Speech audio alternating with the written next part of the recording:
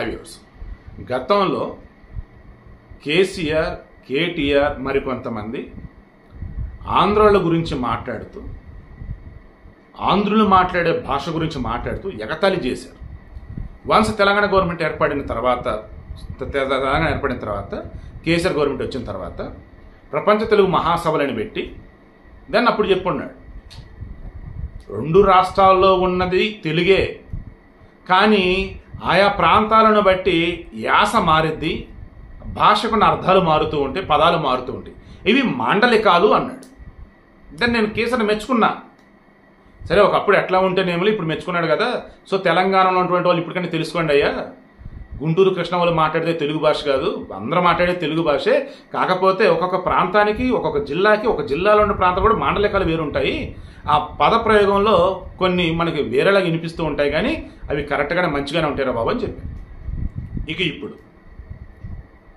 మాండలికాలకు సంబంధించి చూసుకుంటూ ఉన్నప్పుడు బూతులు మాట్లాడి అవి మంచివంటే పెచ్చోళ్ళ జనాలు ఏమన్నా, పోలీసులు పెచ్చోళ్ళ, అది కరెక్టా కాదా చూసుకోరా.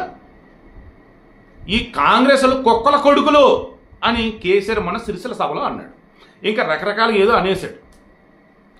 కేసీఆర్ మొన్నగానే ఆ మధ్య వీడియో కూడా నేను పెట్టాను. నేను ఎప్పుడైనా బూతులు మాట్లాడానండి? నా భాష ఎలా ఉండిద్దండి ఏమండి అని పద్ధతిగా మొన్న బాధపడ్డాడు. మరి గతంలో నువ్వేంటాయి బాబు అన్నదని చెప్పేసి ఆయన ముఖ్యమంత్రి ఉన్నప్పుడు వాడిన పదప్రయోగాలు, గలీజు కోతలు అవన్నీ కూడా నేను పెట్టే చాలామంది అదే వైరల్ చేశారు. మరి అప్పుడు తిట్టింది ఎవడు, ఇవన్నీ ప్రయోగించింది ఎవడు, ఈ పదాలని దేవ సౌండ్ లేదు. ఇప్పుడు చూడండి, కాంగ్రెస్ వాళ్ళు ఎన్నికల కమిషన్ ఫిర్యాదు చేశారు.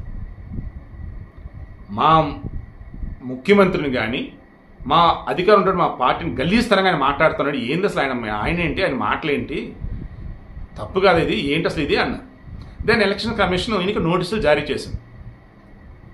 మీరు వాడినటువంటి పదాలు ఏవైతున్నాయో, భాష ఏదైతుందో కరెక్ట్ కాదు, దీనికి మీరు సంజాయిషి ఇచ్చుకోవాలన్నట్టు. అంటే వీళ్ళు ఒక ఎక్స్ప్లెనేషన్ అనేది ఇచ్చారు. ఎన్నికల కమిషన్ దాన్ని ఒప్పుకోక ఈరోజు నైట్ 8 గంటల నుంచి 48 గంటలు, అంటే మే 2 రేపు, మే 3 ఎల్లుండి, అంటే ఎల్లుండు 8 గంటల వరకు, ఓ రకంగా అంటే ఇంకా 4వ తారీఖు ఎర్లీ మార్నింగ్ వరకు అనుకోండి, నైట్ కాబట్టి. సో మీరు ఎన్నికల సభలలో పాల్గొనొద్దు, ప్రచారం చేయవద్దు, ఇంటర్వ్యూలు ఇవ్వద్దు, అసలు ఎన్నికల టాపిక్ మీరు ఎక్కడ ఇవ్వద్దు అండ్ మీరు కనపడద్దంటే చెప్పేశారు. అంటే 48 గంటల నిషేధం ఈయన మీద. దాన్ని ఇమీడియట్గా కేసీఆర్ ఏమన్నాడు తెలుసా? చూడండి, తిట్టింది బూతులు, అదంట తెలంగాణ అంట మాండలికం అంట.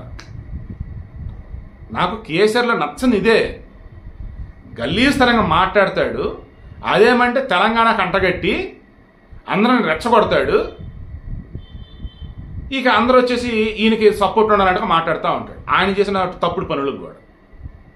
మన కవిత లిక్కర్ కేసు కూడా చూడండి, ఆమె జై తెలంగాణ అనటం ఏంటో, ఈ లిక్కర్ కేసులో తెలంగాణకు అన్యాయం జరిగింది అనటం ఏంటో, ఏందేందో అసలు వాళ్ళ ఫ్యామిలీ డిఫరెంట్గా ఉంటారు అసలు.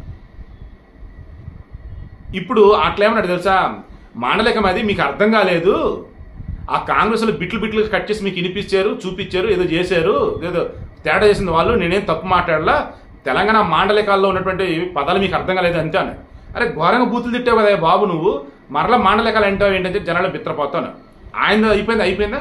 ఇప్పుడు కేటీఆర్ ఈయన మరీ అసలు తెలంగాణ లేకపోతే కాంగ్రెస్, అసలు కేసులు అయితే తెలంగాణనే లేదు.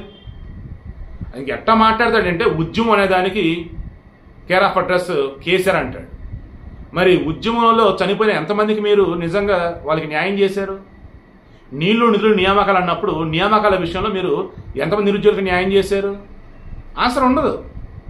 ఇప్పుడు ఓడిపోయిన తర్వాత ఇంకేదో మాట్లాడుతుంది. ఏనంటే తెలుసు ఇప్పుడు ఒకేసారి తెలంగాణ ఆవాజ్ అయినటువంటి కేసీఆర్ గొంతుపై వాళ్ళు ఆంక్షలు విధించడం ఏంటి అని చెప్పేసి అంటున్నాడు.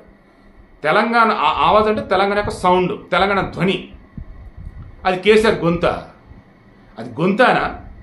ఆ గలీజు మాటలేంటి, ఆ బూతులేంటి, అర్థం పడతలేనటువంటి ఆయన మాట్లాడే మాటలేంటి, ఆయనది గొప్పతనం ఏంటి తెలంగాణకు నాకు అర్థం కాదు. తెలంగాణలో ఈ లిక్కర్కి సంబంధించి అధికంగా తాగుతున్నారా ఎదురా బాబు అంటూ ఉంటే, మందు దాట మా తెలంగాణలో ఆచారం, మా సాంప్రదాయం, బరాబర్ తాగుతాం అని చెప్పిన అనకూడదు. కానీ అటువంటి మనిషి కేసీఆర్. దానివల్ల తెలంగాణలో అడ్డదిడ్డంగా చిన్నపిల్లల నుంచి పెద్దల వరకు మందు తాగుతూ బానిసలపై ఎంతమంది ఇబ్బంది పడ్డారో మనం చూసాం. సరే, కన్క్లూజన్ ఇవ్వదలుచుకుంది ఒకే ఒకటి. ఇందులో మెయిన్ నేను చెప్పదలుచుకుంది, మనం తప్పు చేసినప్పుడు దాన్ని తగ్గట్టుగా అవతల వాళ్ళు అధికారంలో ఉన్నటువంటి వాళ్ళు గవర్నమెంట్ రెస్పాండ్ అయినప్పుడు సంజాయిషి ఇచ్చేది సక్రమంగా ఉండాలి. కానీ తప్పుని మరలా ఒప్పు అంటూ తెలంగాణ ప్రజల మొత్తానికి కూడా రుద్దుతూ నేను కరెక్టే, నేను లేకపోతే తెలంగాణ లేదు అన్నట్టుగా మాట్లాడటం అంటే ఎట్టి విధంగా కరెక్ట్ కాదు. వీళ్ళు ఇంకా తెలంగాణ ప్రజలని భ్రమంలో ఉంచుతున్నారో లేక వీళ్ళు భ్రమంలో బతుకుతున్నారో నాకు అర్థం కావట్లేదు. ఈ కేసరి, కేటీఆర్, ఆమె కవిత వీళ్ళంతా కూడా ఆల్రెడీ ఇందాక ఇంద్రకరణ్ రెడ్డి నిర్మలకు సంబంధించిన పోటీ ఓడిపోయినాడు ఉన్నాడు కదా, గతంలో మంత్రిగా చేస్తున్నాడు. ఆయన సైతం బీఆర్ఎస్ రాజీనామా చేసి కాంగ్రెస్లో జాయిన్ పోతా ఉన్నాడు. ఎప్పటికీ చాలా మంది బీఆర్ఎస్ ఉన్న రాజీనామా చేసి కాంగ్రెస్లోకి ఆల్రెడీ వెళ్తూనే ఉన్నారు, కొంతమంది బీజేపీలోకి వెళ్తూనే ఉన్నారు. ఇక ఇందులో మిగిలేదు ఎవరు ఏంటంటే రేపు జూన్ 4 రిజల్ట్ వచ్చిన తర్వాత ఈ కేసీఆర్ పార్టీ అనేటువంటి బీఆర్ఎస్ గనక కనీసం ఒక 4 ఎంపీ సీట్లు కనుక వస్తే ఇప్పుడున్న కుదురుగా ఉంటారు పార్టీలో. 1-2 ఎంపీ సీట్లు వచ్చినా అసలు ఎంపీ సీట్లు రాకపోయినా పార్టీలో నేను అనుకోవటం మొత్తం 39 మంది ఎమ్మెల్యేలు మనకు గెలిచారు కదా, ఇందులో 9 మంది ఉన్నా గ్రేటే. కావాలంటే మీరు చెక్ చేసుకోండి.